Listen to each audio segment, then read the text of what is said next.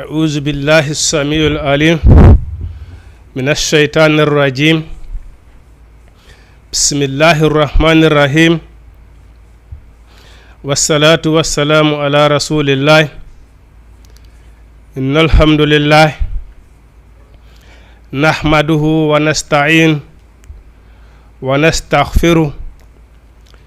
ونعوذ بالله من شرور أنفسنا ومن سيئات أعمالنا من يهد الله فهو المهتد ومن يضلل فلا هادي له وأشهد أن لا إله إلا الله وحده لا شريك له وأشهد أن محمدا عبده ورسوله أيها الإخوة الكرام والأخوات أحييكم بتحية الإسلام ألا وهي قائلا لكم جميعا السلام عليكم ورحمة الله تعالى وبركاته musidɓe julɓe e ndaroɓe oɗo télévision meɗen Jama TV min salmini on hattinirde e salmingol meɗen tori Allah yo Allah subhanahu wa taala ɓeydan en jam e kisiye e arsike duumiɗo en yetti Allah subhanahu wa taala accuɗe en ha tawata e hoore cellal meɗen tawata hande kadi ko émission men on woni ko hilniɗen ɗen tori Allah subhanahu wa taala yo Allah lan ɗon duumin cellal ngal e balɗe ɗen aray eɗen yettamo kanko Allah subhanahu wa taala eɗen seedito ala reweteɗo sona kanko Allah subhanahu wa ta'ala ono wiron la ilaha illallah andi o ini la on tun ko riwu ɗum itti ay naafi u jami uma ya abudu illallah laamu on tu la ko riwu ɗum itti fes kala ko rewete ko tayna Allah subhanahu wa ta'ala ay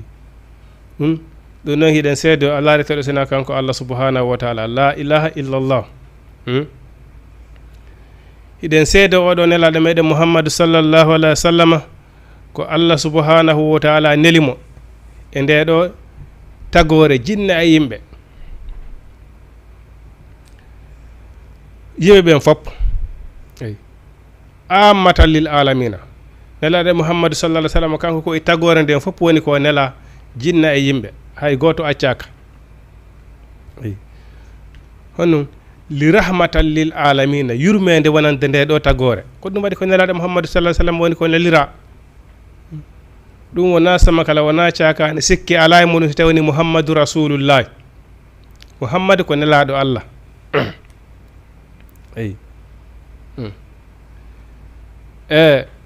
ko o nelira noon ko ɗum ko yurmede wonande tagore nden ko waɗi Allah subhanahu wa ta'ala ma khalaqtul jinni wal insi illa liya'buduni faman jazaa'u sayya illa sayya faman jazaa'u hasana illa hasana mi tegerle ɓe sina fiyoɓe rewam mo golli ko moƴƴi ko moƴƴere wonande mo golli ko boni ko bone wodani mo mais si tawno hara nelaɗo Muhammad sallallahu alaihi wasallam o nelanoka o tindini en ko honno juulirten o tindini en ko honno horirten o tindini en ko honno hajjirten o andini en Allah subhanahu wa ta'ala ahi haysi tawni a falanamo wadde dewal a wawata waɗude tan waɗude ko ɗum waɗi e gandal ko ɗum ittata neɗɗo en e majjere a arifuni qabla an ta'buduni ande taw ko addi on daranade dewal ngal jange taw wona Allah subhanahu wa ta'ala sayyidina Jibril wi no ɗon nelaɗo Muhammad sallallahu alaihi wasallam nde Allah subhanahu wa ta'ala falno nellude nelaɗo ko ɗum o janguno taw sayyidina Jibril wi mo iqra jangu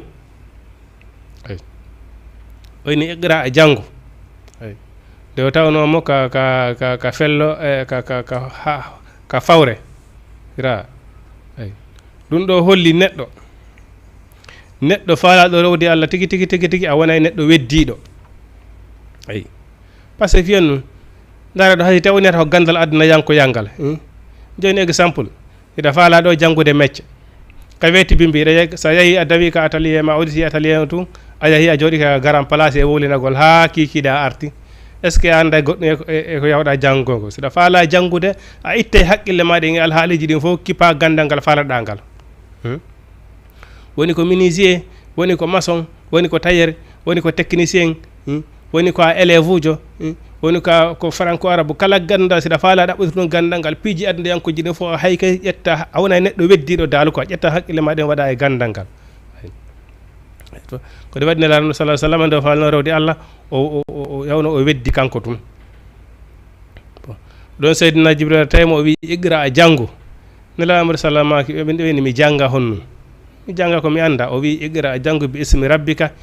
inde joomi ma ay allazi on khala'a taguɗoma khalaqal insana tagi neɗɗanke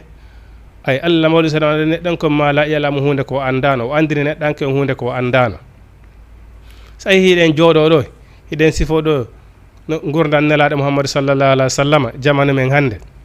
hiɗen sifo ɗo histoire annabi moussa hiɗen sifo ɗo histoire baba meɗen adama ko no waɗi ɗum ɗen tawano ɗin jamanuji hiɗen tawano jamanu nelaɗo ɗen tawano jamanu sahaba ko gandal ngal andini en ɗum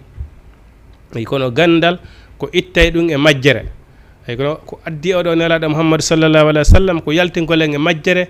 addina en e annora peewal annora gandal o tindina en kala ko moƴƴere woni o rentina en kala ko bone hum woni ɗum ay o nelaɗo maɗa noon ala wo e moƴƴere sina nelaɗo tindini en e muɗum ala wo e bone sina kanko nelaɗo sallah sallam o rentini en e on bone ɗo ay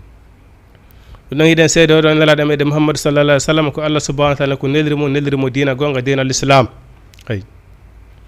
e fiyon noon kanko allah subahana wa taala kala yo ittu hujja e hoore makko ay ko waɗi neɗɗo o ñande janngo ko suusuɗa reedu o ko suusuɗa reedu a wawata riyade yeeso allah subahanahu wa taala inna allah subahana wa taala darnama landema ko hayno rewalan ko hayno waɗa komi yamirnoma kon wiya a allah ko ɓaymi mi andano oy e makata no waɗa ɗum ɗon wela yewtoyde ɗum ɗon wela wowlede yeeso allah subahanahu wa taala ɓaymi andanoma ko ɗum hayno mi rewe oy karma koɓe jalo woni hannde udditi duɗe hino janggede hannde partout renamuno ko faalaɗa wo a janggay deftere nde faalaɗa wo a janggay piiji ɗin fof no weeɓi hannde fino neɗɗo on anndira dina muɗum kam kana kay hara ko an sali eyi ɗum noon neɗɗon so darki ɗo welsinti ko saliki anndude allah subahana wa taala ha tawa ha daroki yeeso allah subahanahu wa taala o inoyta allah ko ɓaymi andano par ce que allah subahana wa taala neli nelaɓɓe o ceppini defte ɓen karma koɓe lontiɓe annabaɓe hino ɗo ha hande ñande ɓe ñande hino yettinde hino wajade fi dina kam ko jaɓuɗo emo jaɓali fa man sa a fali man sa a fali yakfur nde gonga on no feeñi fenade nden kadi no feeñi mo jaɓi alhamdulillah mo jaɓali wala ta lumuni lumu anfusakum wata ñangde janggo wata fele goɗɗo de haray felu hoorema awa neɗɗon ko suusirede o wata riyade yeeso allah subahana taala janggo o wiya mi andano par ce que allah subahana taala kañum addi preuve fino neɗɗo wawa andirde kaɗo dina muɗum ko waɗi ala kulli haali ko faalɗa rewdi allah o ko faalɗa rewdi allah ko ma jangga pullo fouta inni o sikke juulata en tigui walla ɗon sikke juulata ka a jangga e anda nette eyi a ari fo ni qabla an ta'buduni eyi al ilmu qabla al qawli wal amali ko gandal ngal adi neɗɗo o wowlugol walla o gollude ko waɗi sa golli gollal e hoore majjere allah subahana wa taala ƴettata gollal ngal ngal ñande janggo ngal waɗete haba an mansura man amila amilan laysa fi amruna fa huwa raddun si a golli tena nelaɗo golliri noon bon allah subahana wa taala ganda ɗen golle ɗon ko ɗe ruttoyteɗe e ma ñande janggo hay sa bubbike noon goy a wi koye l'islam a ɓayi koye l'islam kono a golliral no nelaɗo on golliri noon ƴettoytake eyi si a wowli tawi gandal tawi na nelaɗo wowli aɗa hulɓini par ce que nelaɗo ma kala fenuɗo e hoore am wi min mouhamadou mi wowli hunde kare tawi mi wowlali fa maqqiyade o finnari hara yo prépare joɗorde makko ñande janggo ko yiite jahannama fenugol e hoore nelaɗo ine ko nelaɗo wowli hunde kare nelaɗo waɗi hunde kare a mara yaqinde mum a jawa hay gandal muɗum la wota a wowlu e dina kan ko a anda ko musiba eyi musiba wota wowlu ka anda ɗum ɗon ala kulli haalin neɗɗo on ko ma o janga ko ma o janga so wawa rewde Allah subhanahu wa ta'ala ina ɗum hara ko ɗum woni ɗaynitagol pigi ɗin jeena e sappo no ayi nam iɗen mawlo Allah subhanahu wa ta'ala e pittande wonkiji meɗen ayi no woniri noon wonki kan ko weeli foti ko ɗum ɗon tumani ko cuɗanta joom makki neɗɗo on mana neɗɗo on piirdugal e wonki muɗum kin ko welataki kon si tawi woni ko welataki kon hawrale e wela e Allah subhanahu wa ta'ala no heewi noon ɗum ɓuri heewde ayi par ce que wonki kin ko welataki aduna ɗo ko weeli foti e noosugol fafe haranayi o yiile no wonki hino wayi no wawno joomum wa nagge bonge ko yo acce tun ukko e bonnere nden jumpa haaduma alhaadina ko ɗum ɗon welata wonki kin mais joni noon an neɗɗo on ko an wawata haɓdude e wonki makin joni an ko a zenijo fewdiɗo fewdorde ɗi 9 e 10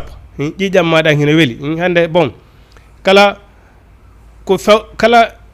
debbo hande mo fewtoɗa innoɗa hiɗa faala o resitatama surtout si tawi woni moyen hino woodi hande kala wo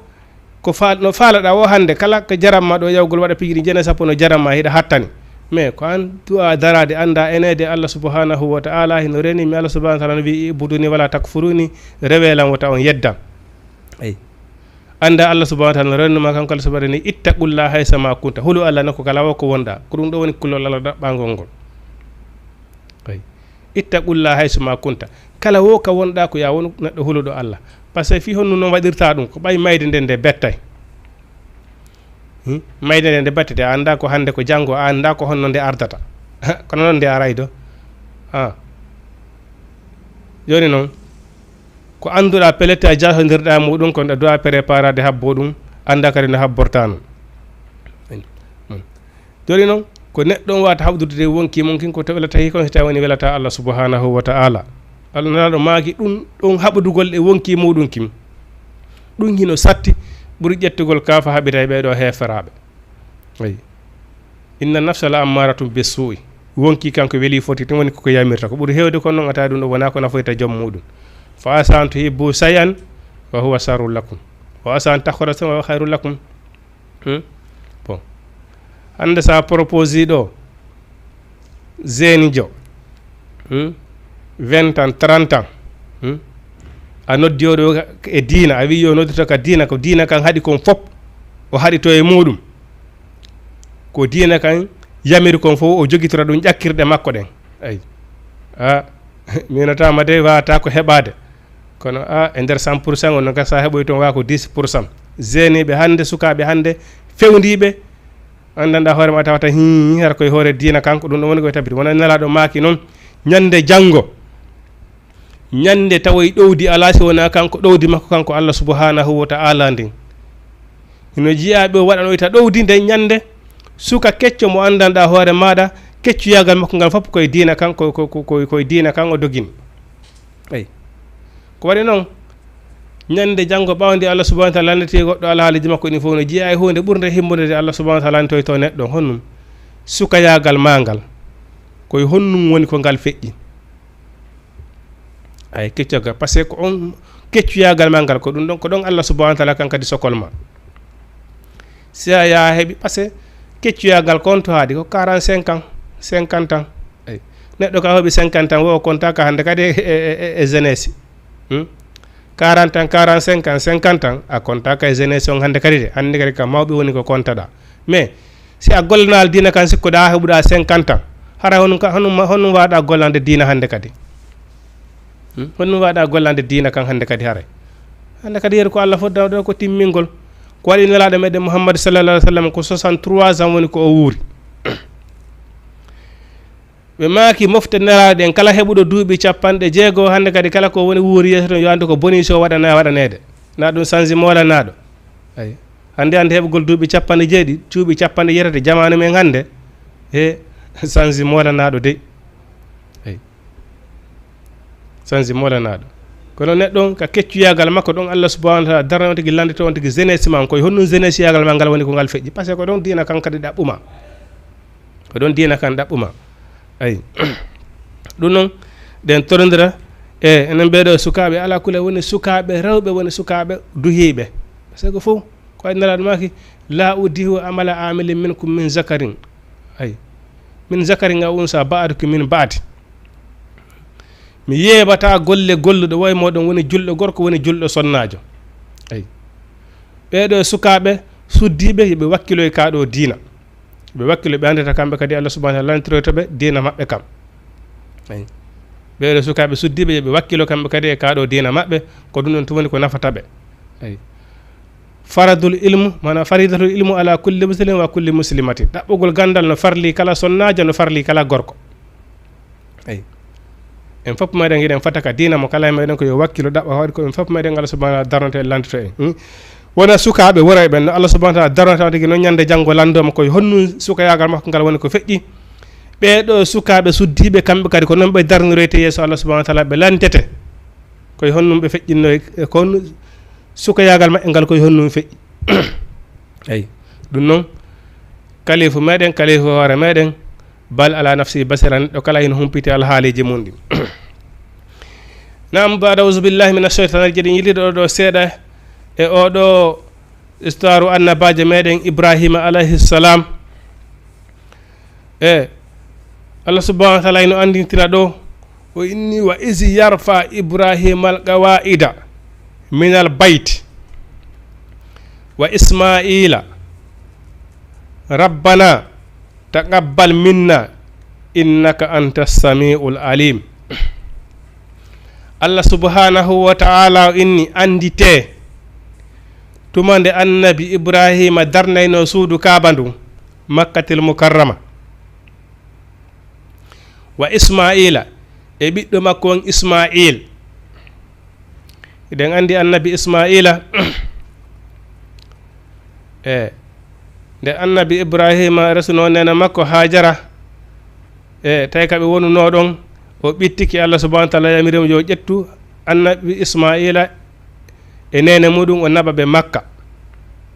bi bakkata hari on say avant makka hari ko bi bakkata hari bi bakkata ko noon innete na makka ay ko sabu darnede suudu kaaba ndu ɓen watta hajju Allah subhanahu wa ta'ala sanji o winnimi makka avant hari ko bi bakkata ko noon makka innete annabi ibrahima ƴetti nene hajara e ismaila hari ismaila ko boobo o naɓimo makka fewde koɓe hewtinta e makka ɗon ta hay hunde ala ɗon ko sahara laaɓuɗo boowal laaɓugal fof si a yiyata sina leɗɗe yorɗe e kuɗɗo yorɗe hay e hunde o acci ɓe ɗon ɓay o fokkiti sonnajo landimo wiye ko minen e hombo accuɗa ɗo annabi ibrahima inni ko onon e Allah mi acci ɗo ayi ko ɗum addi histoire o ndiyan zamzam on saɓaɓe woni ɗon ha bobo on ɗon ɗama o naɓi nen o yehi o inni joni yo cippo par ce que ko pelle ɗiɗi woni makka safa e marwa o naɓimo ɗon o naɓimo ka ley ka hakkude pelle joni himo jindure ɗaɓɓa ndiyam eyi o ƴawe ngoga fello o cippori to himo dalimo jindure ɗaɓɓugol ndiyam bobon ka wali ɗon tawi ɗon ɗanmo wulli ha e nder ko dampitata ko ndiyam ɗan yalti ɗon ko ɗum woni e zamzam ɗan ndiyam zamzam eyi joni noon koye nder ɗum yaha kanko annabi ibrahima histoire no juuti seeɗa Allah subhanahu wa ta'ala ɓay yamirimo darnugol nduɗo suudu kaaba kanko e ɓiɗɗo makko en ismaila tawde ismaila mawni o wi anditene kanko annabi ibrahima o darnayno nduɗo suudu kaaba o inni ɓe wi rabbana joomi amen taqabbal jaɓan men inna konan anta samiul alim ko an dey woni nanowo ko an woni anduɗo ɓe wi honnum rabbana joomi amen waji alna waɗumen muslimayni laka jebbilani ema jaɓanɓe ma ɗum ɗo holli honnum neɗɗo on a jaɓana e taw Allah si Allah subhanahu wa ta'ala jaɓane a hooloto Allah si Allah subhanahu wa ta'ala jaɓana ma golleji maɗin ko waɗi si hiɗa juulude hiɗa sikkiti ese ko mone julde ko Allah no jaɓande lan la ta sikkito neɗɗo on o fellitata Allah subhanahu wa ta'ala ini neɗɗo on wonaja a fellutu a rewata ɗo Allah ha fellita Allah subhanahu wa ta'ala jaɓanima dewal mangal amin kono e yurmede Allah subhanahu wa ta'ala nden an tigui ɗa wawi andude Allah subhanahu wa ta'ala no jaɓude golleji maɗi ko gundo Allah noon kono an neɗɗo on tigiri ino yaha ha ka fentoɗa anda hi Allah subhanahu wa ta'ala no jaɓandema golleji maɗi wono no wiiri noon inna salata tanha anil munkari wal fahsai julde ko haɗayde kala ko boni ko haɗayde haalaji bonɗi pankareji bonɗi kono ɓeyni neɗɗo si tawi woni hiɗa juulude tawi woni a wolay haalaji bonɗi a wolay pankareji haalaji jaltinede goɗɗo e l'islam ɓe wi ya andu hara ya andu julde ma nden jaɓaka ñande tawi julde ma nden jaɓama o ñande tawi julde ma nden jaɓama kala ko boni ko wiyete konnagu yagal hasidi yagal haalaji bonɗi Allah subhanahu wa ta'ala yaltinede ɗum e ɓernde ma nde laaɓa e boneji ɗin fes bon eni Allah jaɓa men Allah ko ande woni jaɓowo waji alna rabbana jamen waji alna waɗi men muslimayni laka jebbilani ema wa min zuriyatina e ɓe ngureji amen ɗin ay toujours ɓeɗo annabaɓe fof toujours kala si tawi woni hiɓe torade Allah ɓe insista fi ndeɗo ɓe ngure maɓɓe ɗum ɗo holli honno par ce que kanko Allah subhanahu wa ta'ala kon woni qu anfusakum wa ahlikum nara nene e baba si daɗiɓe dandal ɓi eɓe haraɗen sikkiri en daɗi la haray daɗaki joni noon kon woni dandugal ɓiɓɓe ɓen ko sodankoɓe ɗo kala koɓe faala ko naadugoɓe ɗo l'école ji annasara ɓurɗi e seerude ko sakki ane ko yoɓangolɓe ɗo ɓe yaha kala koɓe faala ko sodangolɓe objet ji seeruɗi ko ɗum woni yiɗugolɓe la ko honnum woni yiɗugol ɓi eɓen ko andingolɓe Allah andinaɓe nelaɗo Muhammadu sallallahu alaihi wasallam wallahi hare a yiɗiɓe a andi ɗum wonno ñande huccutoɗa accuɗaɓe ɗo ɓayla sakka bil mawti ko jiɗuɗa ɓiɗɗo ma won ko ɗiɗi ko go o yahi o accima walla ɗiɗi a yahi a accima aɗa ko ɗum maki ɓeni neɗɗo si tawini o maayi haray hande kadi golleji makko ɗin foppu taƴi kala moƴƴere ko wannoɗa hande kadi haray kupi ko si tawni hiɗa gollunogo golle go moƴƴe hiɗe nafitorede ɓawo ga ko ɗum ɗon nafoytama hande kadi ko neraga a wata wadde hande kadi ko moƴƴi hande kadi haray ko intérêt ko gollonoɗa kon habbima ɓeyni hon ɗum sina hande kadi ara hede accuno ɓiɗɗo moƴƴo wonɗo e du'anadema ayi déjà a yurmede Allah subhanahu wa ta'ala neɗɗo hay si tawi woni a tinnanoki e diina ma kono a famano e diina masa Allah si tawi woni a newno ɓiɗɗo ko an woni saabu an baba jon ko an woni saabu newugol ɓiɗɗo ma on neydu l'islam o faami diina kam si o jangi o faami o woni neɗɗo hunjide qur'ana jango qur'ana yurmede makko Allah subhanahu wa ta'ala waɗama bogorde ɗum an baba jon o naadema alijanna ayi pullo fo tawi wo honnu wo calɗi ɗin yo bungirɗaɗi ɗin bon sa e ɓiɗɗo on darike hande jangi hunji he qur'ana faami o heɓu soutenance no woduno o itirno e ɓawa makko ha heeɓi ɗum ɗon nene makko ko bonuno wo koɓe bonuno si ɓe heeɓino haqqil andingoloɓe ɗo l'islamu jannamo faminama ka ɗo diina o faami ɗum o woni gollitireɗo ka ɗo diina o woni du'anto e makko ɓen sabu on du'a makko ɗon Allah subhanahu wa ta'ala no wawi yurmerde ma e makko ɓen aljanna tawde kamɓe woni sabu o faami ngal ɗo gandal l'islam Allah subhanahu wa ta'ala bagorde ɗum ɗo ma e makko ɓen andinaɓe l'islam mais si a neƴiɗo noon ɓiɗɗo ma on tawi woni ko affaire piji aduna yanko yo andinalmo ka ɗo diina o woni ka hoore leydi ɗo o woni par ce que ko ɗiɗi neɗɗo on ka hoore leydi ɗo si tawi woni ala rewdi Allah subhanahu wa ta'ala tun a yeddayi Allah ɓiɗɗo ma on sa andinalimo diina seytane kañum andinaymo aduna o ay kono so ɓiɗɗo on so woni wonɗo yeddude Allah subhanahu wa ta'ala ya andu bone mum on kadi haray onon enen parents e ɓen en sendata e ɓiɓɓe ɓen haray ko enen woni responsable muɗum ko waɗi ñande janggo Allah subhanahu wa ta'ala ko enen landitiroyto fi ndeɗo ɓe ngura la sakka bil mawti u anfusakum wa ahlikum nara dande hoore mon dande ɓe ngura mon nden yiita si a rewi Allah a tinnaki ne ɓe ngura rewi Allah hay hunde nafatama ko ɗo waɗi so inni wa min zuriyatina e ɓe ngureji amen ɗen ummatan waɗamen mofte muslimatan laka jebbilaniɓe ɓen Allah subhanahu wa ta'ala o arina hollamen manasikana dewe amen ɗen hollamen ne min rewirta Allah wa tubu alayna jaɓanamen tububuye ay si min tuubi min ruttike ma jaɓanamen tububuye la sakka bil mawti ko ɗum Allah subhanahu wa taala wi eyi ko onon yo jiyaɓe en yawɓe ha waɗi bakkatuji taƴi yurmede Allah fes tuube inna Allah yakfiru zunuba jamia min Allah subhanahu wa taala mi yafoto bakkatuji ɗin fof ay ha heddo sirku ko sirku tum woni mi yafatako bakkatu jeeyidiri ɗum fof Allah subhanahu wa taala wi o yafoto so tawni neɗɗon mana hon so tawni kanko Allah subhanahu wa taala woni ko toñuɗa ay bakkatuji ɗi waɗuɗa Allah subhanahu wa taala ɗen wiwɗen bakkatu kala mo tawi ko Allah subhanahu wa taala woni ko toñuɗa asurutu tawbat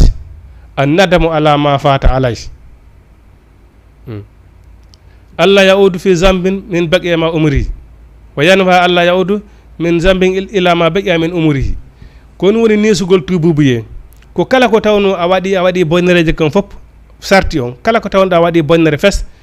ƴetta partide hande kadi mi yedata Allah subhanahu wa taala mi tuubi mi fillotako ila nden ñan desida kadi a rutotako e waɗigol bakkatu hara timmini sarta tububuye lanni a partir de hande mi ƴetti décision mi yeddata Allah subhanahu wa ta'ala yeru ko heddani la e gurdagal ɗon fof kala bakkatu ko wannuɗa tawi woni a warano wonki e hoore teware mana koko toñuɗa Allah subhanahu wa ta'ala kon o wi haray o yaafike amma noon ko toñuɗa banu adama ɗimmo ma kon ɗum noon Allah subhanahu wa ta'ala wi de so tawi woni enen banu adama en yaafodirade ka hoore leydi ɗo ha en tawaymo kanko Allah subhanahu wa ta'ala ɗum ɗon o ñawoyay dey ko ɗum waɗi Allah subhanahu wa taala hino rentina piiji tan ko wiyete kono Allah subhanahu wa taala ni waylu likulli hummazati lummaza moden si Allah subhanahu wa taala kambani hay neɗɗo ujindotoɗo ujindagol ma ñoƴirgol toni si Allah kambani ɓeɗo moden ko feƴƴi ɗum ɗo noon hay ujindagol tun goɗɗo Allah subhanahu wa taala kambani ɗon oni waylu bone wodani likulli hummaza kala muñƴoroɓe toni ñoƴiroɓe toni e guite kono wiyete waylum ko ayde yiite ayde yiite andanɗa hoore maɗa en fof ɗen ko wiyete ayde yiite kon hunde hulɓininde tawi woni neɗɗo moƴƴortoto guite tun ñoƴirowo guite on ɗon so kambiranama ɗum ɗon ƴettuɗo noon junngo mum ngol lorride siɗɗo muɗum wonɗo saabu fitine goɗɗo ma ittimo wonki ko non sikkuɗen ɗum ɗon eyi ma ƴettude décision bonni avenir goɗɗo on fes ko wonnoɗo e dewgal ko waɗi feere dewgal makko boni fes ko wonnoɗo e golle moƴƴe guere mo bonni golle makko fes ko yitata so kadi ɗo piici koni wiwɗen oɗo no hulɓini ko ɗo subhanahu toujours himo rentina konnagu yaagal gañanendi ko yitata si kadi ɗo piici par ce que ɗum ɗo fof ɓernde bonde gañanendi ɗum ɗo fof hino ñamira moƴƴi goɗɗo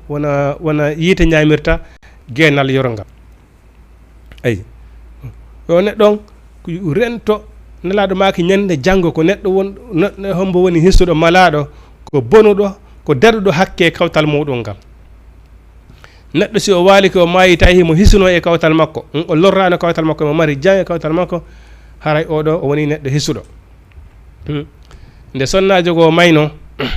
tawi himo juula himo janga himo waɗa moƴƴereji ɗin 9 kono tawi o lorrayno kawtal makko ngal ɓay o maayi ɓe ari ko nelaɗo ɓe nelaɗo arijo maayi on hino juulayno himo janggayno himo wakkilino golle julirde moƴƴa eyi nelaɗo maki ɓene ko honno waduno e kawtal makko ngal o ni hey mo lorrayno kawtal makko ngal ɓe maki fa hiya finnar himo ka yiite ɓay tun o lorray kawtal ɓay tun ko juulayno o janggayno ko ittayno sadaka o kono ɓay tun o lorrayno kawtal ngal nelaɗo maki hiya finnar himo ka yiite ayi no hulɓini ha si hiɗa juulude hiɗa janngude ɗa wadde moƴƴereji ɗin 9 ɗa faala ñande ɓe ñanda cippine qur'ana laabi 90 si a lorra e kawtal nelaɗo maki o huwa finnar yandu hiɗa ka yiite ayi ko rentagol hakkude muɗum e kawtal ngal muradu moƴƴiru hakkude mum e banu adama ɗimmo muɗum nelaɗo maki hay heeferaɓe hara ko heeferaɓe dagaki an julɗo ka lorra on tigi itti noon sikke julɗo ɗimmo maɗa ayi rabbana jami amen wabu asu nelu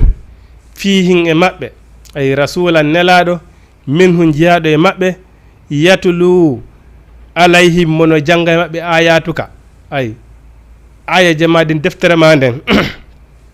wa yuallimuhumul kitaba mon andina ɓe ñaawoje sariya ay ko waɗi noon kanko annabi ibrahima andi o feƴƴi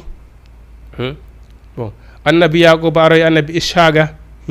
isa alayhi salam ko waytata noon ha aroye meɗaɗo mamadou sallllahu alayhi wa sallam on nelu e maɓɓe ayi menen ɗo si min feƴƴi moftaji ɓiɓɓe amen aroya e ɓawa ɓen neloye e maɓɓe nelaɓe ɓe andina ɓe kaɗo dina l'islam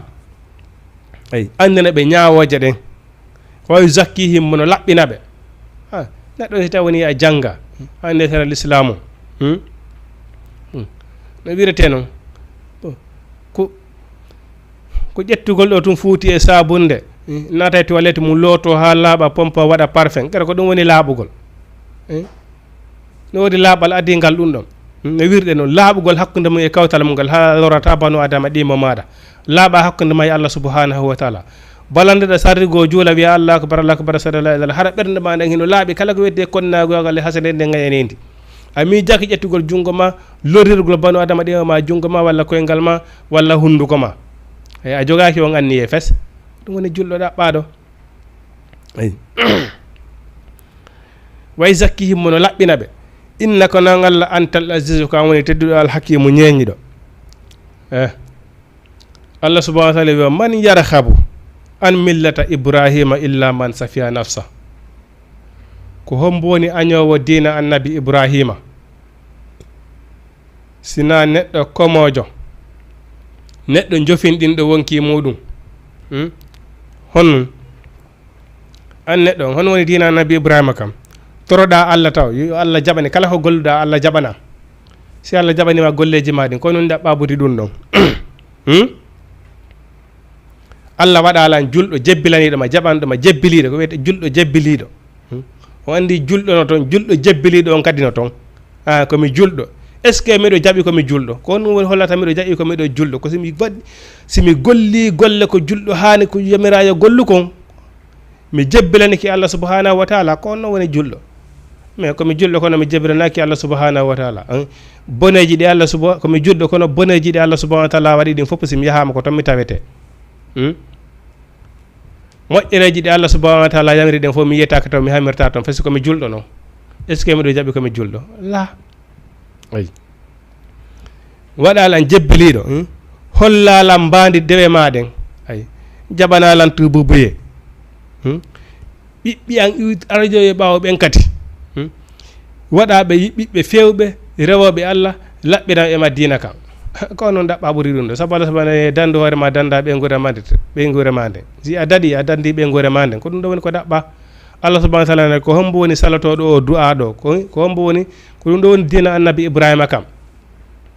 ko hombo salato ka dina annabi ibrahima ɗo sina neɗɗo jofojo komojo ko kaɗo dina annabi ibrahima allah subahana taala wino nelaɗo bal ittabi millata abika ibrahima jokko dina babama kan annabi ibrahima dina l'islam eyi dina l'islam kano woni dina annabi ibrahim ɗon si a daɗi ɓe guure ma nden daɗi hara a daɗi ko ɗum ɗo woni ko ɗaɓɓa allah subahana taala wi hon nun o inni wala qad istafaynahu min subiki annabi ibrahima fi duniya ka aduna wa innahu no ibrahima fil akhirati ka lakara kadi min assalihina ko jeyaɗo yimɓe moƴƴuɓe ko jeyaɗo yimɓe moƴƴuɓe fenno isi qala lahu rabbuhu aslim nde allah subahana wa taala wiyanno annabi ibrahima wi he jaɓu dina kan jebbilano allah subhanahu wa taala ay qala aslamtu li rabbil alamina annabi ibrahima wi mi jebbilaniki allah subhanahu wa taala mi jaɓi enen kan ko nun allah subahana wa taala yamiri en en nanali ko allah subhanahu wa taala yewti annabi ibrahim ha kanko allah subahana wa taala wi ittahizu ibrahima khalila annabi ibrahima woni partenaire yan annabi ibrahima woni jatigi yan wattahizu ibrahima khalila mi ƴetti annabi ibrahima jatigi mi sikki enen tigiri haalama ngene poda en wiyayno go inden guiɗo no ɓuuri hay nene goto welde ka en wolata ɗum den sikkude annabi ibrahima jooɗi tun tummidiri juuɗe mum nen ha allah subahana wa taala wi waɗimo jatigi la o yangane dina kan o laɓɓinani kadi dewal ngal Allah subhanahu wa taala ko neɗɗo haysi o rewi Allah subhanahu wa taala sa laɓɓinani ali Allah dewal ngal Allah subhanahu wa taala jaɓata holoɗamo kanko Allah subhanahu wa taala nde Allah subhanahu wa taala ene yo jebbilo wi o jebbilike enen kadi Allah subhanahu wa taala wi ala en rewmo wota en yeddumo ko hono wonɗen yeddande Allah subhanahu wa taala ko ɓay en hoolaki si en maayi en immitoto ka en hoolaki mo yeddi Allah subhanahu wa taala mbanden tawi moɗum so maayi ko yiite o yahata en hoolaki ɗum ka en hoolaki mo rewi Allah subhanahu wa taala jaɓi dina kan uytiri ɓawa neraɗo sallah sallam so maayi Allah subhanahu wa taala okkaymo alijanna ko alijanna wonata en hoolaki ɗum ka ko ɗum waɗi siɗen yeddude Allah subhanahu wa taala sina ɗum mbayi Allah subhanahu wa taala hoori en ko la e pos o wi rewelan wota on yeddan kono alano ɗon haala ɗiɗi waɗi kanko Allah subhanahu wa taala wi so hetti sariya nelaɗo makko on hetti sariya ala na julɗo on suɓagol Allah subhanahu wa taala wi ɗum ɗo ko ɗum ɗo Allah wi ko ɗum ɗo nelaɗo wi joni bon kono min ko ɗum ɗo mi suuɓi la ala toon ara yaltini hoorema ka julɗo yagal wa in tuhibbuna Allah fattabi'uni si tawni hiɗon yiɗi Allah ara jokke ko nelaɗo on wi'i kon hiɗa yiɗi Allah hiɗa jaɓi Allah kono noon ko Allah subhanahu wa taala yamiri kon fof a waɗata hiɗa yiɗi nelaɗo ko nelaɗo yamiri kon fof a waɗata on tagi gongol aki ko hoorema wonɗa e ɗaynude hoorema wonɗa e ɗaynude o wi nde annabi Ibrahima nde Allah subhanahu wa taala wino annabi Ibrahima jebbelano Allah jaɓan Allah o wi honum o ɗaɓɓano ɗon haalde de fagul aslamtu li rabbil alamin o wi mi jebbelaniki Allah mi jaɓi ayi wassa biha Ibrahima ayi banihi annabi Ibrahima kadi o wasiɓi e makko ɓen fi honum par ce que mo andi kanko fi makko on feƴƴay woni joni noon pelleti ɓi e makko e bawa ɓen himo hulani ɓe eyi en fof meɗen ko noon wallahi goɗɗo ne hewta nokku goo tawa fi hoorema mapina mara ko fi ɓi ɓen mapinma ka en fof eɗen andi ɗum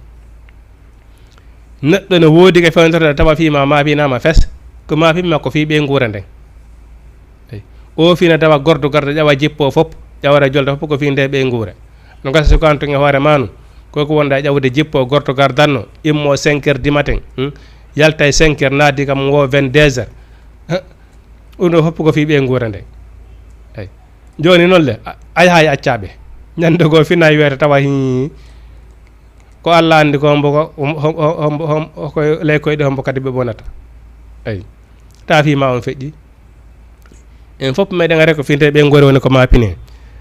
hanko annabi Ibrahima o wasi noon ɓi e makko ɓe ɓay wonde may ko ɗum waɗi neɗɗo fof neɗɗo waɗu ɓe guura manne e condition moƴƴo par ce que fiyo no hiɗa andi a accayɓe condition maɓɓe on ko honnu noon ko andingol ɓe Allah andina ɓe nelaɗo Allah ara waɗiɓe condition moƴƴo ayi nafete ka gurdam ma ñande mayiɗa kadde a yayi intérêt muɗum ayi oyno o wasiɓe honnum ayi wa yaquba e annabi yaquba wi ya bunayya kono ɓiɓɓen inna allaha nala astafa lakum dina Allah subhanahu wa taala suɓani ko on de dina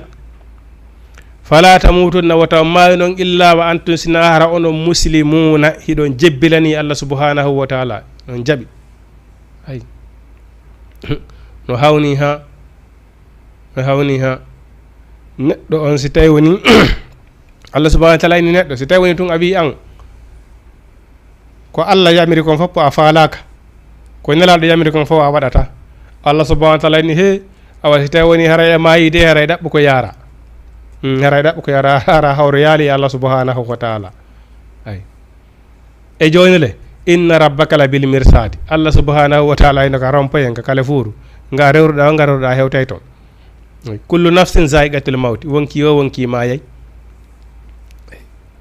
ko ɗaɗi so inne ko ɗum waɗi si annabi Ibrahima e annabi Yaquba ɓe imposé ɓe ni ye ko satti wo ko satti wota o mayuɗe hara wona on jebbilane ɓe Allah subhanahu wa taala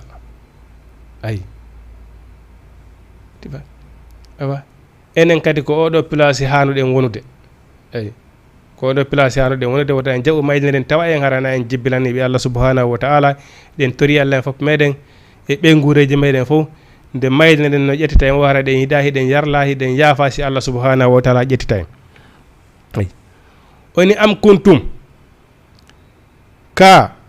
o laatnake suhada a hiɗon seedino isi hadara yaqubal mawta nde annabi yaquba hewtuno ko mayata ayi qala li banihi o wiyani ɓiɓɓe makko ɓen ma ta'buduna ko honno rewa ton min baadi ɓaawo an ayi déjà an baba jon si tawi woni hiɗa jangguide ɗa andi l'islam e gurdam ma fof a wakkilike ko islam ko ɗum dogata ka galle fembol ɓiɗɗo ma fembota ko jubburu walla accita rasta ma ɓiɗɗo ma gorko watto seniwol ma yuppa tubil muɗum ɓiɗɗo ma debbo morota ko rasta e gurdam maɗa watta piiji coñce harmuɗi yeeso ma tawi hiɗa sali ɗum fof si e gurdam ma hiɗa wakkili andude ɓe dina kam haysi a maayi hara hiɗa huuli wota maayi tun ande kadi ɓe waɗa koɓe faala par ce que ko an hulleteno joni Allah subahanahu wa taala ƴettitima ayi par ce que ɗum hino waɗa ɓay baba no wuuri ɓiɓɓe ɓen so tawi yeddirde ɗen Allah subahanahu wa taala si Allah subahanahu wa taala ƴettitima noon sa moytaki ñande Allah subahanahu ƴettatama wa hande kadi bon hande kadi hulleteɗo ala ayi arayno hulɓini wonna ɓe yahi heferaɓe wiwnode nelaɗo feƴƴinno ɓe wi hande kadi dina lanni ko Mouhammadou adduno dina ɓay Mouhammadou maayi hande kadi dina lanni ayi Umar ibn al-Khattabi nga wayta ɓe noon ɓe ƴetti kafa ɓeyni ko nelaɗo maayi dina kan no heddiɗo ha hande kala en ɗo dina ala men tetta e leggal dande on tigui ngal ayi kono si tawni hiɗa joɗɗonoɓe conseillé moƴƴe e gurdam maɗa ayi no gasa e mawɗo ɗum Allah subahanahu wa taala walla si tawni Allah subahanahu wa taala ƴettitima toujours ɓe gollitire conseillé ɗi jonnaynoɗa ɓe ɗi kono si tawni an tigui wakkilaki ala jonde ɓiɓɓe ɓen conseillé moƴƴo andina ɓe kaɗo dina l'islam arayno hulɓini te neɗɗo on waalo maya tun hande kadi ɓe wona yeddigo hande ke Allah subahanahu wa taala joni noon kala ɓiɓɓe ɓen ko yeddi Allah subahanahu wa taala bakkato jiɗin taw yayi nene mum e baba mum kaɓe waali ɗon arayno hulɓini nde wayno ɓiɓɓe ɓen simi maayi ko onno rewa to mbawa an ayi gaalli ɓe wi inna abudu men reway ilaha ka reweteɗo ma on ayi wa ilahi abay ka reweteɗo ma on ibrahima annabi ibrahima wa ismaila wa annabi ishaqa ilahan reweteɗo onon ɗo fof ilahan wahidan ko reweteɗo gotel ko marɗon ko ɗoni Allah subhanahu wa ta'ala mana ko raɓɓinɗingol am baba amen si a maayi men alama men rewa ɓawa maɗa sina on mo rewata Allah subhanahu wa ta'ala ayi non ɗen tori Allah subhanahu wa ta'ala si Allah hokki en polgal e heewal en fewni ndeɗo ɓe guure taw hara ñande woni baba jon ala ɗon wahde kadi hara ndeɗo ɓe guure ko bamma ɓe acciranoɓe kon kaɗo dina hara ɓe toppitoto ɗum ɓe wonala yeddoɓe Allah subhanahu wa ta'ala ɓawde Allah subhanahu wa ta'ala ƴettitinene maɓɓe bamma eyi Allah subhanahu wa ta'ala wi honno noon o wi tilka ɓeɗo ummatun koɓe mofte koɓe fedde adi halat gonɗiɓe feƴƴi eyi laha hino wodani ɓe ma kasa batti hunde koɓe faggitino kon walakum enen kadi ɓe fewdiɓe fewno nde leere ɗo en yiiɗo annabi ibrahima no e annabi yaquba ismaila ishaqa yaquba en yi ɓeɗo ko ɓe imposé ɓe gurema enen wiyeɓe feewu ɓe tori Allah subhanahu wa ta'ala ko ɗum waɗi ɓe gura nden piggal tum fewnata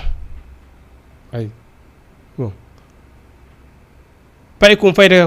kon heeɓi duuɓi sappo o hande kadi ko ha ɗon inete hande kadi o huulay lowru ayi wi ɗon hande kadi nabi yeeso ko ha ɗon wonti ko hulɓinirte lowru hande kadi ɗon nabi yeeso ko hande kadi ko ya toro Allah conseillante ko jonante conseil ji moƴƴi wajoɗamo wattamo e feere dolnora toragol Allah subhanahu wa ta'ala ayi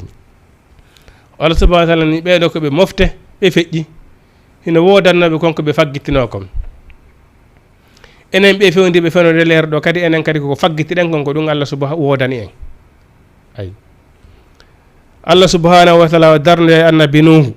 ada o nelede on o ñaamo kanko e mofte makko ɗen annabi yahaya yaqub ismaila ibrahim moussa alayhi salam mofte kala addete kañum e annabaji mum o ñaawe ɓen ɗon ɓe feƴƴa mofte kala e annabaji mum o ñaawe ɓe lanna ko noon par girale girale par annabaji anawe ko noon tagorande ñawirote ñande janggo ha lanna ayi mo kala fewde mum on ko ɗum ɗon o ñawitirte no wodani ɓe konko ɓe faggiti enen kadi hino wodani en konko faggiti ɗen ayi wa qalu kunu hudan aw nasara tahtadu ay wonano yewtirten noon hande ha hande si amara jawdi haray a hikkaki hay nokku hande si amara jawdi haray ko a fusi o way nelaɗo Muhammadu sallallahu alaihi wasallam na jawdi woni ko orona dey mais Allah subhanahu wa ta'ala ne kanko ɓuri moƴƴude tagore ne fof ko tagaka kon fof kanko ɓuri moƴƴude ayi ala naata yewo aljanna sina sayi o naati mofti hay goto natata sina sayi o naati nelaɗo hay mbu sappo ronaka ɓawde o maayi hara ko sapporu o ronaka nelaɗo qur'ana woni ko rona aɗa wayide nelaɗo wona goɗɗum ɓay o mara jawdi nelaɗo Muhammadu sallallahu alaihi wasallam Allah subhanahu wa ta'ala ɓuri yiɗude tagore nden fop wona no balɗe jeeɗiɗi hara wurere saggina ha galle makko hara yiite huɓɓale ha galle makko hara ko fewi ɗum hara ala hara ko ɓay ala Allah subhanahu wa ta'ala ani nelaɗo ko ɗum hayno okkamo dépense wona balɗe jeɗɗi hara yiite huɓɓa haka nelaɗo sallallahu alaihi wasallam ko ɓawa yiɗa nelaɗo la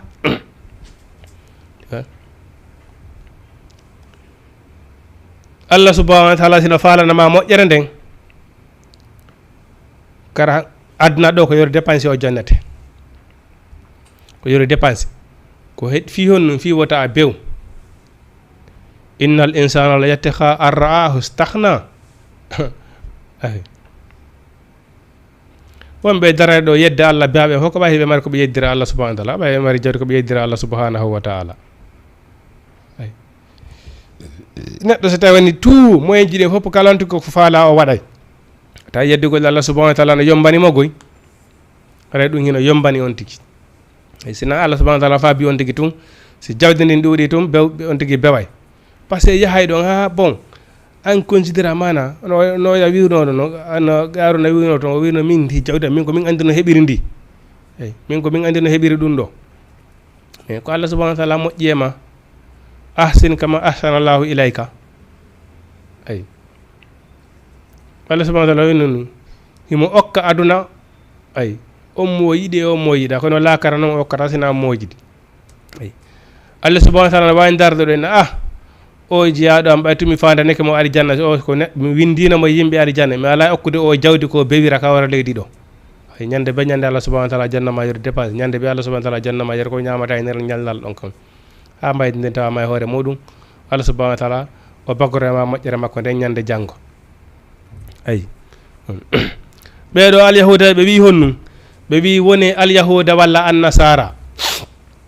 julɓe jalowo hande woni akkude dina mum kam hara ko julɓe yalta dina l'islam fof natoya e dina heferaɓe go fiyon ɗum saabu jawdi ala e waɗude ndi jawdi a yaada e mayri lakara mais déjà si a yeddi Allah subhanahu wa ta'ala saabu jawdi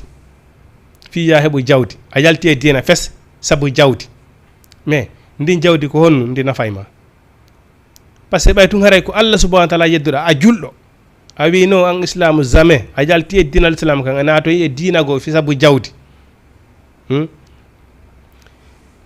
a salli goto ɗon juula fewta Allah subhanahu wa ta'ala heɗa yeddimo o jaɓa ngal diwal ma a julɗo ndin jawdi a ittende sadaka sikkuɗa Allah jaɓa la a naɓiray ndin jawdi nenema walla bamma makka o jaɓa la o jaɓata no wirte noon neɗɗo si tawi woni o ƴetti jawdi harmundi o yaari makka o wi allahumma labbayka labbayka kono Allah subhanahu wa ta'ala la labbayka wala sarika wala sa'adayka notandu ala nama ɗo jardandu ala nama ɗo malal ala nama ɗo ay par ce que jawdi ma ndin ko harmundi ay allahu tayyibun la yaqbalu illa tayyiba Allah subhanahu wa ta'ala ko laaɓuɗo jaɓata sina kon ko laaɓi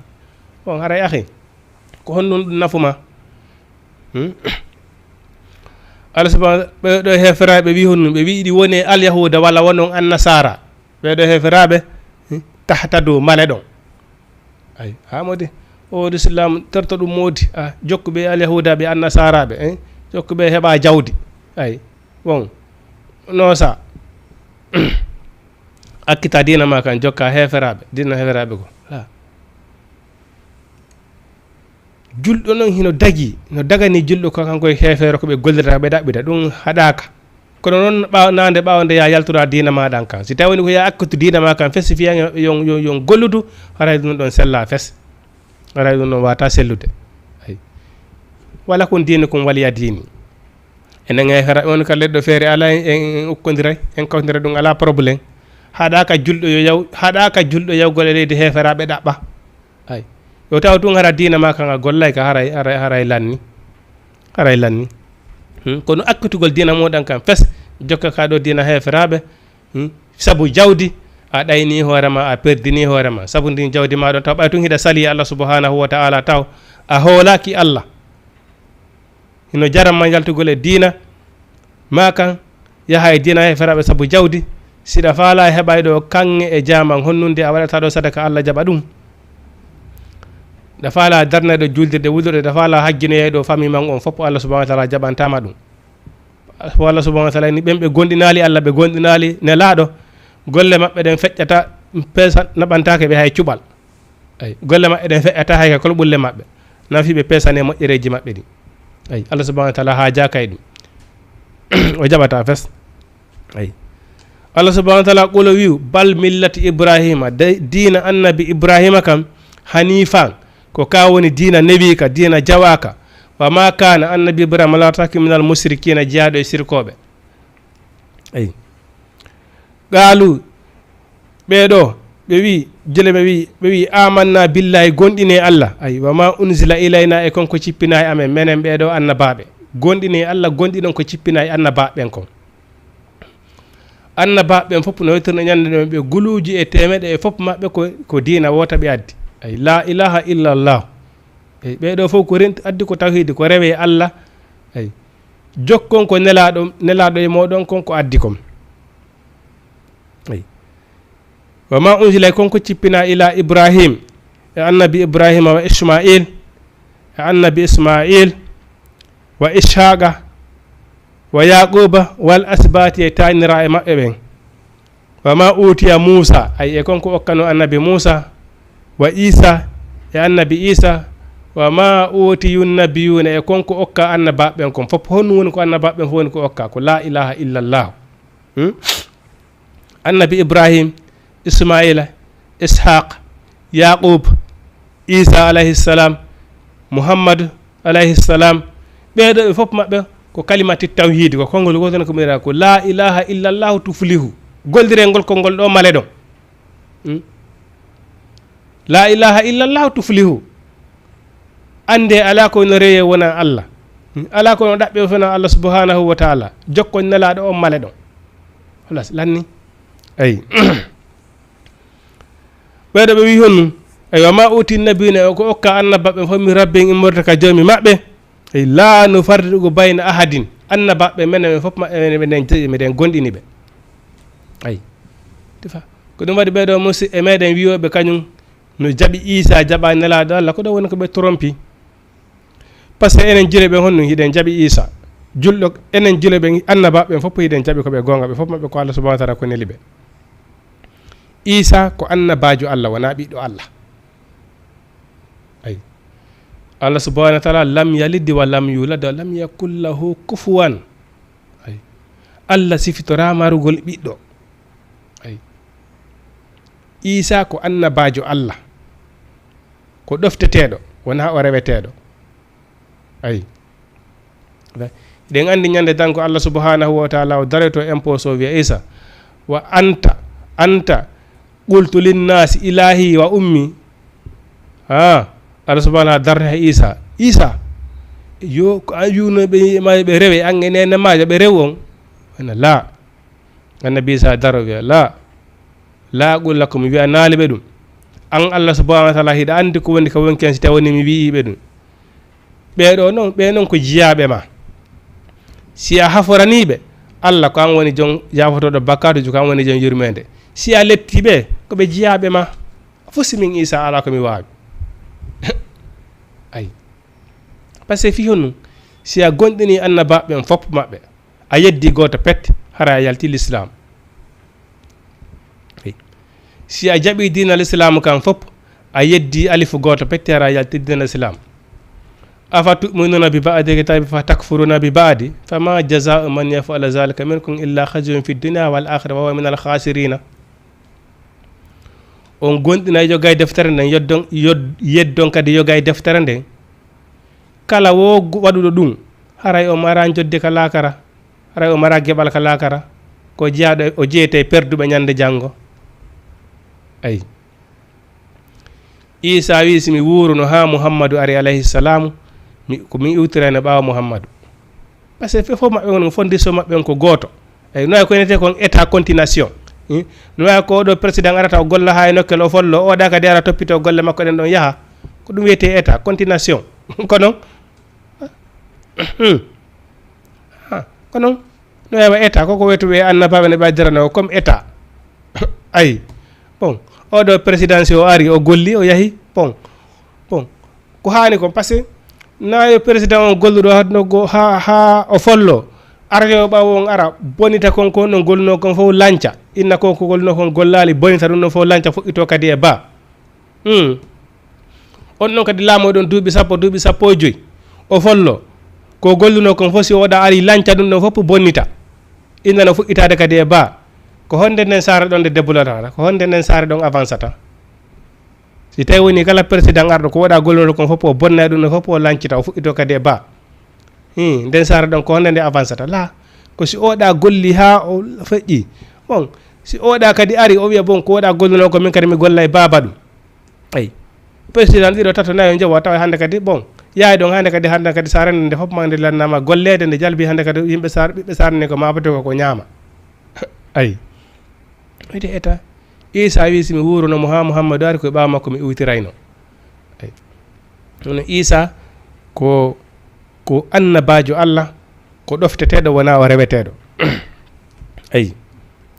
ko waɗi noon Allah subahanahu darniyama kanko isa landitoma se kanko wino ɓeɗo yimɓe ɓe rewmo o wiya Allah min mi wiyari ɗum waɗi noon simi wooli hiɗa andi simi wolali kadi hen Allah hiɗa andi par ce que ɗa humpiti Allah haaliji anni ko jiyaɓe ma noon sa yaafike ɓe alhamdulillah si a lettiɓe min isa fof si ala komi wawi ayi on noon onni wama uti nabi wala lahu muslimuna o yi fa in aminu si tawi woni ɓeɓe gonɗi ni ayi bi misli ma amantum embere konko gonɗin ɗon annabi ibrahima e ɓengure muɗum nden ɓe sifata si tawi woni onon ɓe julɓe fewdiɓe hande on gonɗini won annabi ibrahima e ɓengure mum nden gonɗiniri noon faga dittata haray on feewi haray on feewi ko ɗum si Allah subahanahu wa taala wino mouhammadou bal itta bi millati abika ibrahima ay enen ɓe fewdiɓe ɗo hande kadi si en feewirino annabi ibrahima e ɓengure mum nden feewirno noon haray en feewi haray en feewi wa in tawallaw si en hucciti en salike ay fa innama hon andi haray enen fi sigaki en woni e lural haray en woni e lural ay haray en hawrodira e sahaba ay no annabi ibrahima e ɓengure mum nden rewri Allah noon si en wopodiri e ɗum yen andu haray en woni e nder lural fasayasfika humullahu Allah subahanahu wa taala wino mouhammadou an Allah no satima yonude ay an o julɗe kawre leydi ɗo si tagore nden fof darki yeddi Allah est ce que ɗum hino newni haray yo Allah subahanahu wa taala yedde ay an neɗɗo goto si a darki a wi ko Allah tun Allah no fatima yonude wona annabi ibrahima wa ñande o darino ay Irak o inni Allah tun ko Allah tun woni ko rewete wa nden ñande hari saare ma en fof ko annabi ibrahima tun woni julɗo heddiɓe en fof ko heferaɓe ay de ɓe ƴettinoɓe ukki ka yiite ko mbo wallunoma ɗum ay ɓe ƴetti kam ɓe ferikema ka nder yiite Allah subahanahu wa taala nelono seydina jibril o wi he o wi miɗo ari wallugol ma ay Allah subahanahu o wi si tawi woni ballal ngal ko immorde mami sokola eyyi siko immorde Allah haray miɗo sokoli ko ɗon Allah subahanahu wa taala ne ya naaru kunu bardan wa salaman ala ibrahima ayi bon kombo dandunomo ɗon ko Allah subahanahu wa taala dandunomo kono an julɗo on si tagore nden fof yeddi Allah subhanahu wa ta'ala si a jaɓi Allah subhanahu wa ta'ala Allah yonete amma yen tawakkala lay fa huwa hasbuhu ay kala hoolorɗo Allah subhanahu wa ta'ala Allah subhanahu wa ta'ala yonaymo ay kala hoolorɗo Allah subhanahu wa ta'ala Allah subhanahu wa ta'ala yonay on tigi ay fastasfikahumullahu wa huwa samiul alim Allah subhanahu wa ta'ala yonete ko Allah woni nanowo o kanko woni anduɗo ay oyni honum shibhatallah mbaadi Allah ndin tagudi Allah ndin wa man ahsanu minallahi sibha ko hombo wawi tagude ha hewtiti Allah subhanahu wa ta'ala ala ay wa nahanu no menen noon lahu wonademo kanko Allah abiduna ko men rewoɓe mo ay an o ɗo neɗɗo si tawni Allah subhanahu wa ta'ala ilandema ko wannoma toɓɓere maniyu wonuɗa huyre o holtiniri nden huyre ɗon ƴiye mana o tagguma e nder lebbi 9 e balɗe 10 o tagguma ko a penuhu o yaltima ɗon ha mawnuɗa wonuɗa hellifaɗo a wawa darade yeeso Allah subhanahu wa ta'ala wiya an ko Allah subhanahu wa ta'ala wi kon a waɗata hiɗa wawi ɗum déjà an neɗɗo on taw e hoore muɗum taw an babajo on taw ƴetta dépense a ɓiɗɗo ma irande makko ka sowa ɗon ka woni dépense o nene makko ha o jibine waɗanna ɓiɗɗo ma waɗi 9 e 10 ha o mawna hewta ko o nafete ɗon o gaynana piiji makko o gaynana hoore makko piiji ɗin 9 e 10 o daro yeeso ma an babajo o wiya non oyna min ko min andi fi hoore am hay min hay goto watalan ko mandade ko min andi fi hoore am est ce que an babajo ɗum hewtantama nokku goo ɗum hewtantama nokku goo sa ɓiɗɗo mum dari yeeso bamum inni min ko min andi hoore am min ko min andi komin falata min baba nga wawanalan hay hunde a duñcanalam andita noon an babajo ila ko fuɗɗinara taw dépense ude nene makko ha o jibina dépense ɗamo ha o gayni mais si ɓiɗɗo ma on derke yeeso ma nde inni min baba fusi a gaynanalam eyi mi sikka si tawi woni hiɗa heɓa feere haraɗa heɓayno feere a andinayno mo an ko an hewtirimo ka hewti ɗon itti noon sikki Allah subhanahu wa ta'ala disa ko ɗum waɗi so Allah subhanahu wa ta'ala inni neɗɗo kadi kala ƴagguɗo e hoore nena mum e bamum hay sa rewi Allah subhanahu wa ta'ala jaɓata dewal ngal jagganɗo nena mum e bamum ko ɗum ɓeyni ka sumayi Allah subhanahu wa ta'ala yafanto bakkatoji ɗin fof a heddo neɗɗo kadi jagganɗo nena mum e bamum neɗɗo si o towni balaji yeeso makko nena makko e bam makko Allah subhanahu wa ta'ala jaɓata dewal makko ngal Allah jaɓata dewal makko ngal sabu no sa yi hande a darki a manterke pigi ɗin 9 e 10 avant a hewtiri ɗo no woodi yanguinoɓe hima no woodi lettinoɓe hima ha hewtuɗa ko hewtuɗa ɗo ayi ɗum ɗon nene e baba ko ɗiggantaɓe ay ko ɗigganteɓe eyi ko cippinanteɓe ko a cippitatoɗo le maɓɓe ay wala tanharahuma wala taqullahuma ufin wa qullahuma qawlan karima ay si nene e baba woli ha wigol tun amodi nene ɓe kañum no fiddi walla baba no fiddi Allah subhanahu wa ta'ala ina woli konngol mawnugol konngol cikkinelngol Allah subhanahu wa ta'ala babam ɓe kañum hino fiddi nene ɓe kañum hino fiddi a woli konngol cikkinelngol Allah subhanahu wa ta'ala woltake itti noon sikke wala tanhurma wala taqullahuma ufin wa qullahuma qawlan karima nene ma e bamma si wolanima konngol sattema ngol sattema wokko ya ɓennugol ka nder redde ma ɗum muññoɗa ay wona yo tikkere ma nden feeñu yeeso maɓɓe wa qullahuma qawlan karima Allah subhanahu wa ta'ala inni wa man ahsana min Allah sibaka ko mo wawi taggude ha hewti Allah subhanahu wa ta'ala wa nahanu lahu abuduna menen non taggude men on wodino men fewndo men alano yaltini men do tagi men ko do woni ko men rewata qul wi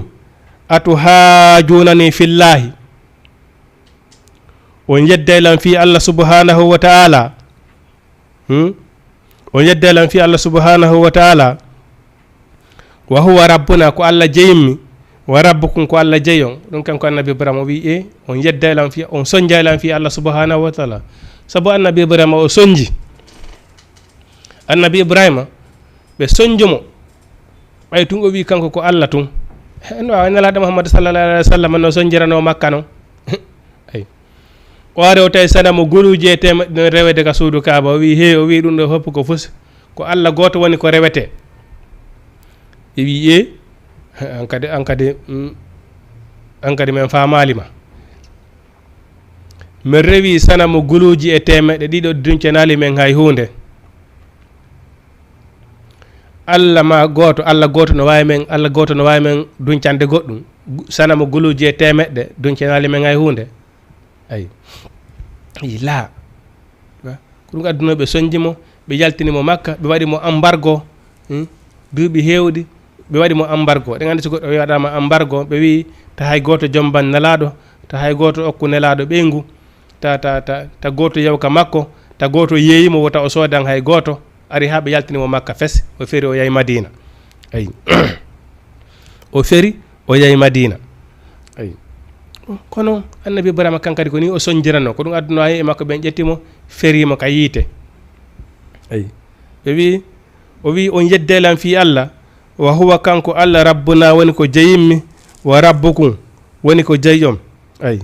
walana ino wodani men non amaluna golle amen den ay menen wiwbe ko Allah jeymen Allah wodinɗo men fewndo ala Allah ittuɗo men e heɗɗere maniyu toɓɓere maniyu tagi men addi men neɗɗo cellen bellen min wi ko oɗo men reɓata ko oɗo men jaɓi hino wodani men golle amen ɗen onon ɓe Allah subhanahu wa taala itti e heɗɗere e toɓɓere maniyu tagi neɗɗanki on yaltini waɗi mo cellen bellen wiwɗon onon waɗan ɗon ɗo on hakkitaka e makko onon kadi no wodani on golle moɗon ɗen ayi voilà walla ana no wodani men amalukum amaluna golleji ne wala kun hino wodani on amalukum golleji moɗin wona hano men non lahu wonande Allah muslihuna ko men mukhlisuna ko men laɓɓinanoɗe o dewal ko Allah to woni ko men rewata ay am taquluna ka on wiyay inna ibrahima annabi ibrahim wa ismaila annabi ismaila wa yaquba e annabi yaquba wal asbati e tanira e ma aben ku kanu ɓeɗo laatike hudankoɓe al yahuda annasara wa ko ɓe annasara la do ko ɓe julɓe kono wiigol amodi yeddu Allah a heɓa jawdi yaw jokka gande heferaɓe jokku heferaɓe ga heɓa jawdi sa heeɓi jawdi hande kadi e rewa la yeɓe akkita haqqille moƴƴa goɗɗo wawata ɗaɓɓirde jawdi ndi no harmiri ɗaɓɓira jawdi ndi no harmiri inna si a heeɓi jawdi ndi hande kadi wawa e laɓɓinde ndi la sellata wata marsude ay imalu saliha kulu min tayyibati min razaqakum golle laaɓuɗe dagiɗe ñaman ko laaɓi dagi a wata ɗaɓɓira jawdi ndi noon ndi harmiri wona ha ndi ɗuuɗa hande kadi inna noon hande kadi a wawa e laaɓude laɓɓinde jawdi ndi sellata ay ko ɗum waɗi ɓeni neɗɗo so tawi woni hara exemple ɗo joni wona wonɓe wadde commerce ɓen ni so tawi woni hoore manankum makum fof ko sammili fuɗɗoroɗa hoore manankum joni ga nder ko yeyata ko a mélange no e ɗum riba a mélange no ɗum e riba ha jawdi ndi ɗuuɗi ko ni ɓe wi ɓeni si a fayni a falama tubude laaɓa hande kadi jawdi ko marɗa ko fof ko ya accude ko ya okkitire fof waɗa fi sabilillah okka yimɓe miskinaɓe tampuɓe sammili mama fuɗɗoroɗa commerce on ƴetta on yalta a laaɓi ayi la a wawata ɗaɓɓirde jawdi no harmiri handi ɗuuɗa wiya noon hande kadi noon bon ɓay min ande ndi jawdan ko no ɗaɓɓiri joni miɗo ɓadade Allah mi waɗa ko moƴƴereji mi darti Allah subahana taala yafotata la Allah subahana taala yamira hay goto yo ɗaɓɓir no harmiri Allah subahana taala ɗaɓɓir no laaɓiri sa ɗaɓɓiri no harmiri siɗa faala waɗa ɗo honnon de Allah subahana taala haajaka e ɗum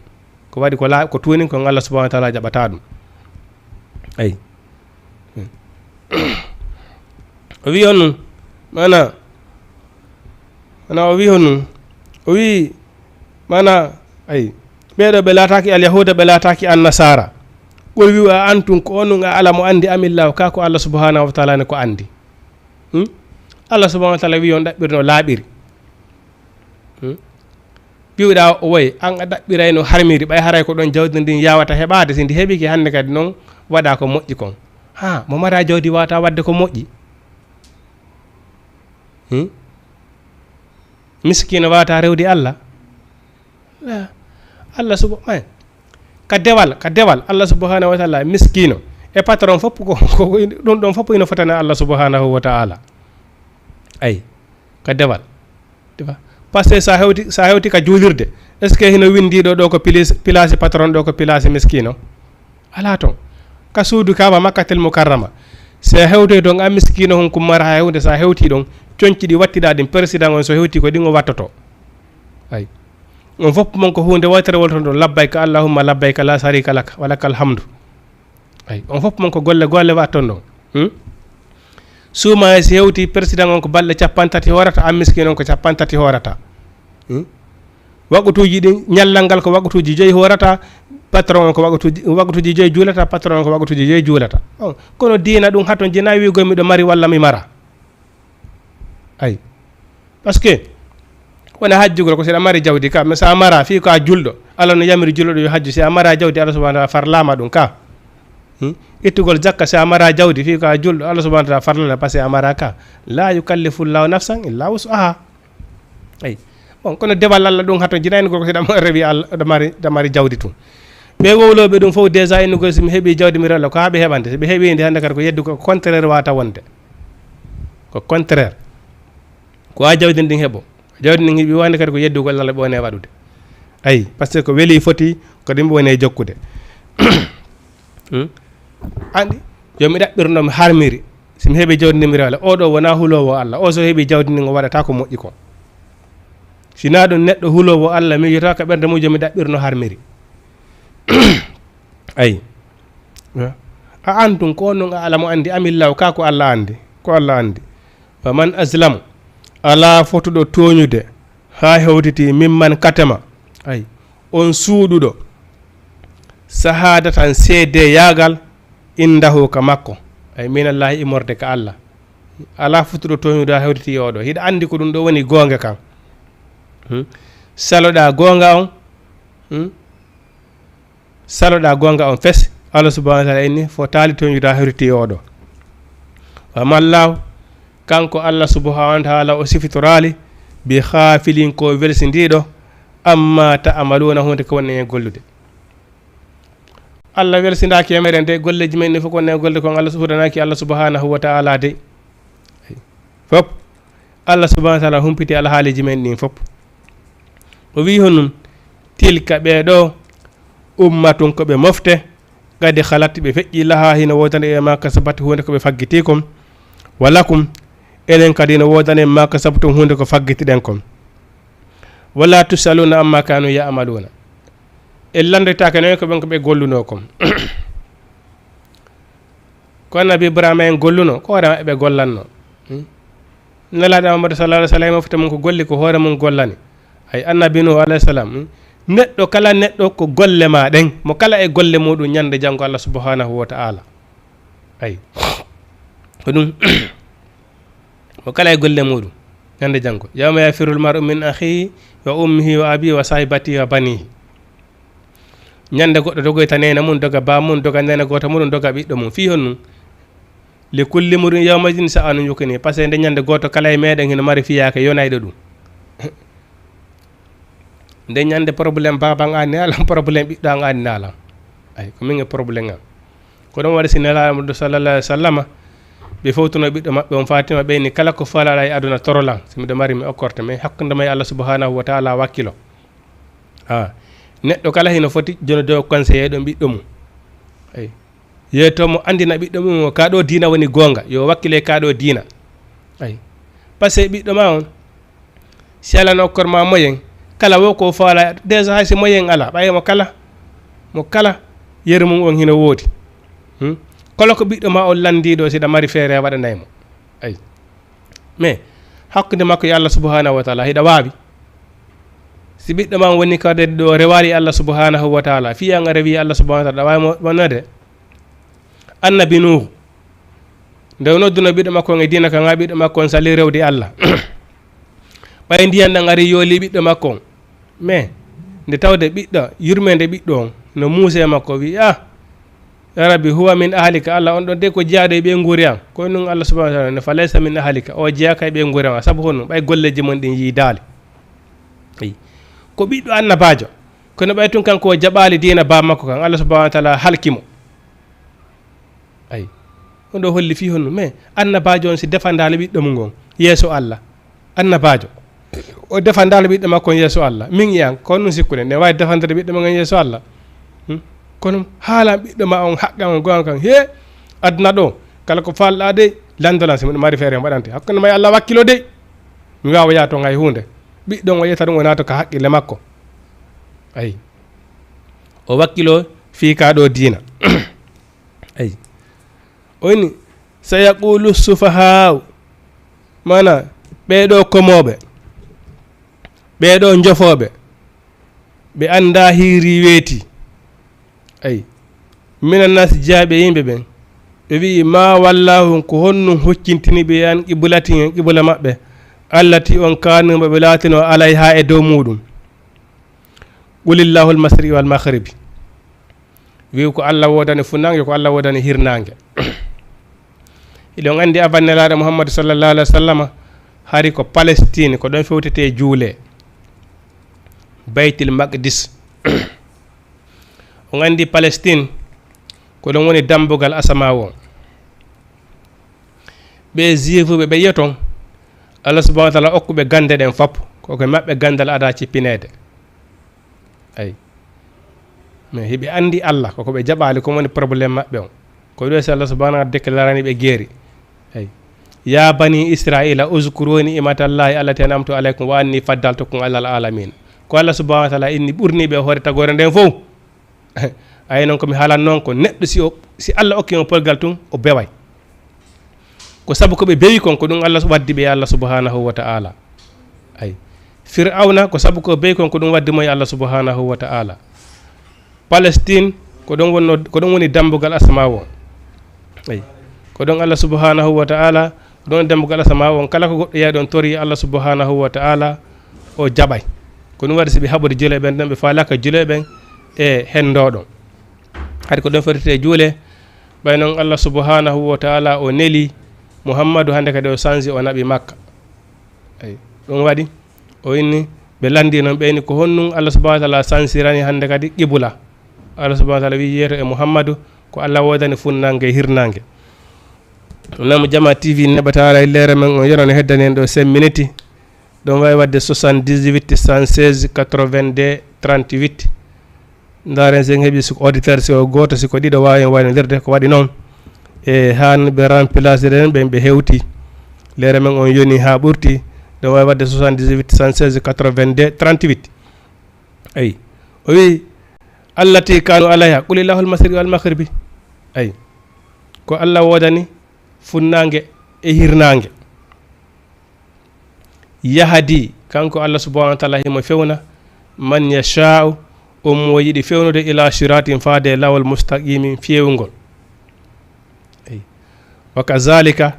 ko wonani ja'alnakum min waɗiron ummata mofte wasatan hakkundeje